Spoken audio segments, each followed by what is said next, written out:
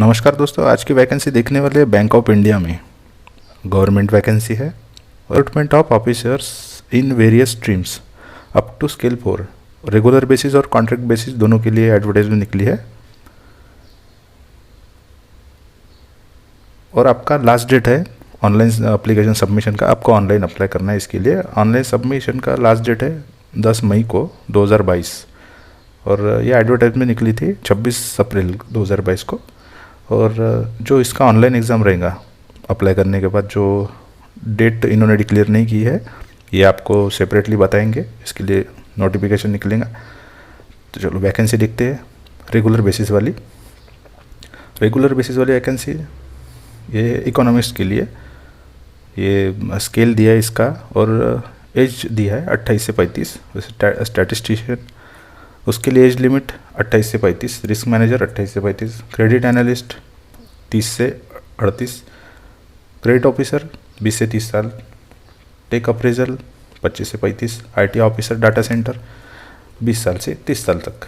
अभी contract basis की बात करते हैं। मैनेजर आईटी मिनिमम 28 साल, मैक्सिमम 35 साल तक। सीनियर मैनेजर आईटी 28 से 37, मैनेजर आईटी 28 से 35, senior manager IT data centre 28 से 37। और वैसे भी और भी आगे बहुत सी वैकेंसी है। अगर पूरी पढ़ के बताऊंगा तो वीडियो लंबा हो जाएगा। आपको एडवर्टाइजमेंट अपने टेलीग्राम चैनल पे मिल जाएंगी, आप वहाँ जाके चेक कर लीजिए, या फिर इनकी ऑफिशियल वेबसाइट पे, बैंक ऑफ इंडिया के वेबसाइट पे जाके आपको करियर सेक्शन में ये एडवर्टाइजमेंट मिल जाएंगी। और आपको ऑनलाइन अप्लाई भी वही वेबसाइट से करना है, वही करियर सेक्शन से। ये देखिए, जैसे manager data center storage backup 28 से 35 साल, manager data center network virtualization 28 से 35 साल, एज लिमिट दी है लास्ट में। टोटल वैकेंसीज बताइए। और आगे देखते हैं। हाँ, पे स्केल कैसे रहेगा। Basic pay as below and other allowances and prerequisites as applicable. यानी आपका बेसिक पे स्केल जो अभी चालू है प्रेजेंट में, उसके हिसाब से आपका बेसिक पे स्केल रहेगा। और जो भी गवर्नमेंट का क्राइटेरिया है उसके हिसाब से आपका पे स्केल रहेगा। और फिलहाल की बात करते हैं, प्रेजेंट स्केल ऑफ बेसिक पे फॉर रेगुलर पोजीशन। यानी रेगुलर पोजीशन सबसे पहले जो वैकेंसी देखी थी उस पोजीशन के लिए जो पे स्केल है वो है junior management grade scale 1 JMGS1 के लिए 36,000 टू 63,840। और ये जो ब्रैकेट में लिखा है JMGS1, ये स्केल के अपने टेबल देखा था ऊपर में, ये जो MMGS वगैरह लिखा है ये यहाँ पे इसका फुल फॉर्म दिया है। ये जैसे क्रेडिट एनालिस्ट SMGS4, वैसे स्केल इसका फुल फॉर्म नीचे दिया है। कॉन्ट्रैक्ट बेसिस के लिए भी वैसे ही। उसके पहले ये सेकंड की बात करते हैं। Middle management grade scale 2 MMGS2 48,170 to 69,810। यानी बहुत पे स्केल है। आप ज़रूर अप्लाई कीजिए। देखिए आपके लिए कौन सी वैकेंसी सूट होती है, क्या होती है। यानी जिसमें आपका क्वालिफिकेशन हुआ है, आप अगर एज लिमिट में बैठे हैं, डॉक्यूमेंट्स ओके आपके पास पूरे, तो आगे देखते हैं। मिडल मैनेजमेंट ग्रेड स्केल यानी MMGS3 63,840 to 78,230। Senior management grade scale 4 के लिए 76,010 टू 89,890। अभी कॉन्ट्रैक्ट पोजीशन के लिए अलग क्राइटेरिया है। इसके लिए पे स्केल नहीं दिया है, इसके लिए कंसोलिडेटेड है, यानी एकत्रित मिला के। यानी MMGS2 इसके लिए आपका पेमेंट रहेगा 1,70,000 पर मंथ, यानी कंसोलिडेटेड पेमेंट रहेगा, यानी पूरा मिला के। उसमें आपका सब HRA TRA DA जो भी है, मोबाइल बिल रिचार्ज, हॉस्पिटल की सुविधा, उसमें पूरा पकड़ के आपको मंथ का 1,75,000 रुपये दिया जाएगा MMGS2 स्केल वालों के लिए। और MMGS3 स्केल वालों के लिए, ये MMGS3 क्या है बस बताने वाला हूँ।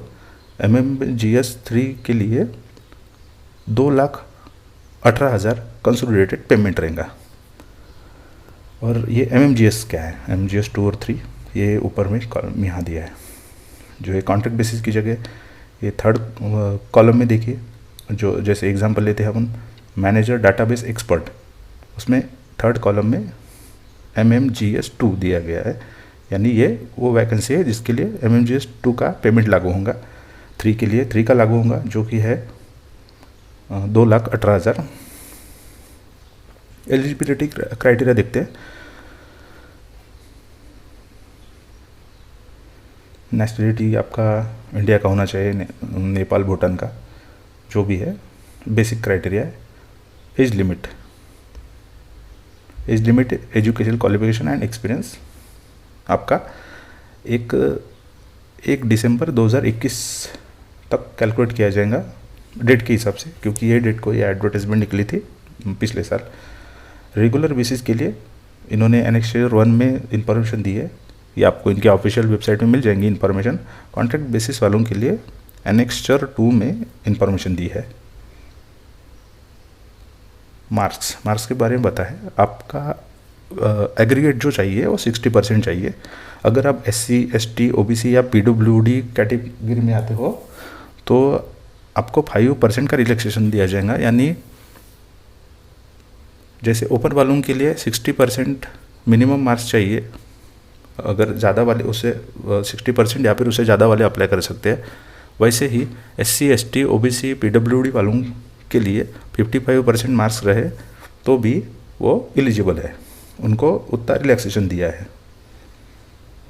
और इन्होंने ये भी नोट बताया है कि CGPA OGPA जो भी रहेगा उस हिसाब से आप उसको परसेंटेज में कन्वर्ट करेंगे और परसेंटेज निकाल के देखेंगे कि आपका 60% या फिर कैटेगरी में आती है तो 55% आता है या नहीं।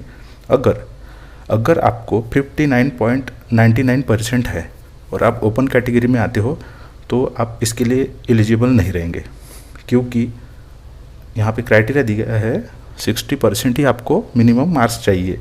1 पॉइंट भी कम रहा तो भी आप इसके लिए एलिजिबल नहीं है।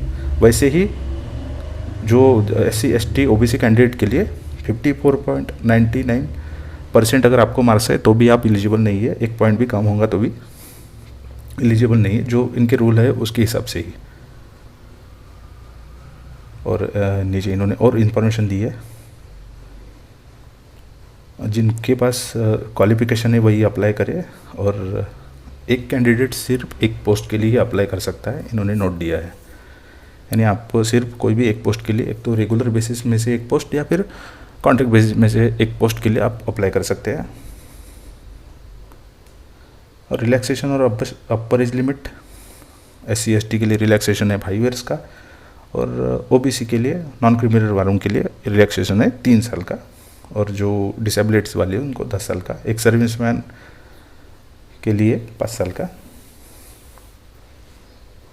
और इन्होंने नीचे इन्फॉर्मेशन दी है, आगे देखते हैं।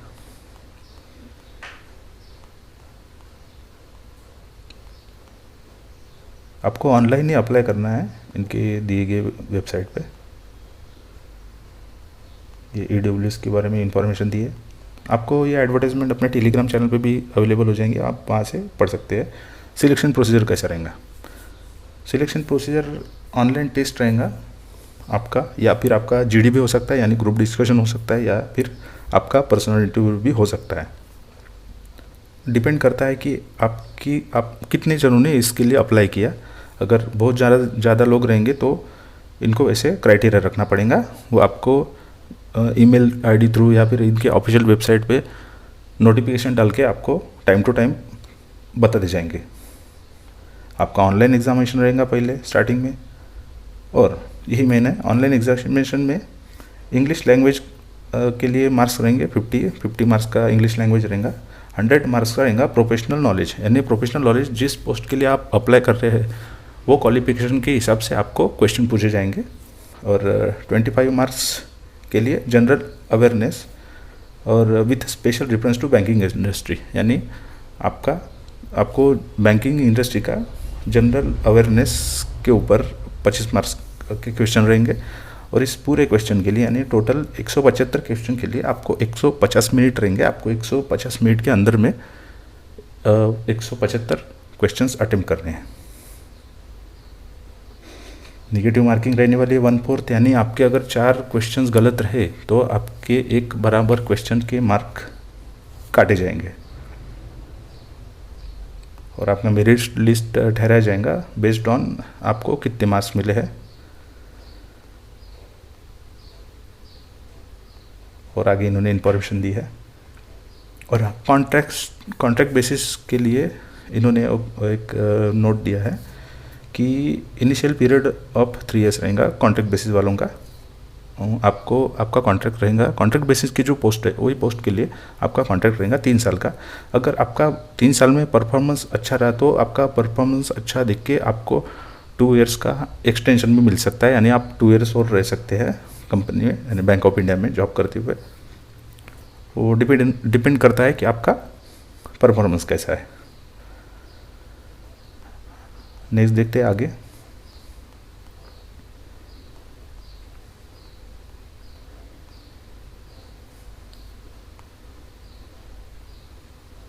आपको हाउ टू अप्लाई, आपको अप्लाई कैसा करना है, आपको अप्लाई ऑनलाइन ही करना है।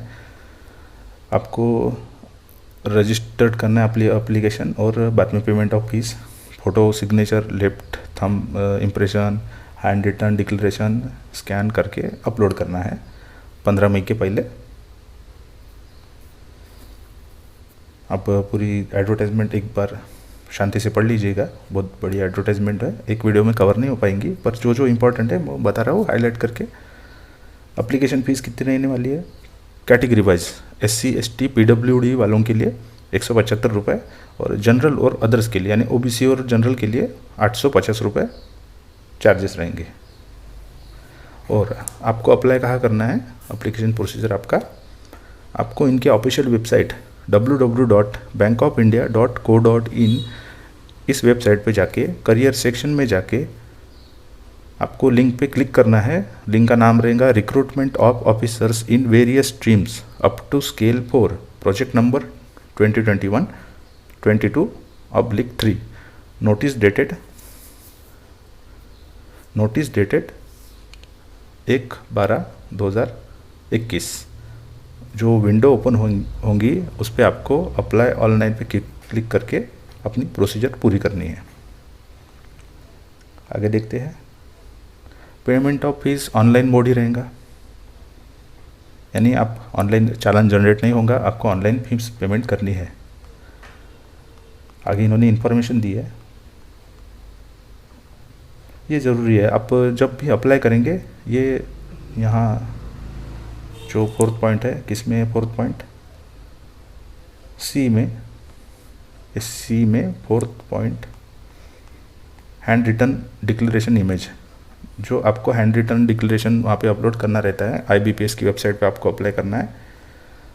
उसमें आपको ये जो सेंटेंस है, जो इन्वर्टेड कॉमा में सेंटेंस दिया है, आई से नेम ऑफ द कैंडिडेट आपको डालना है और पूरा सेंटेंस लिख के आपको उसको स्कैन करके ऑनलाइन एप्लीकेशन करते वक्त अपलोड करना है।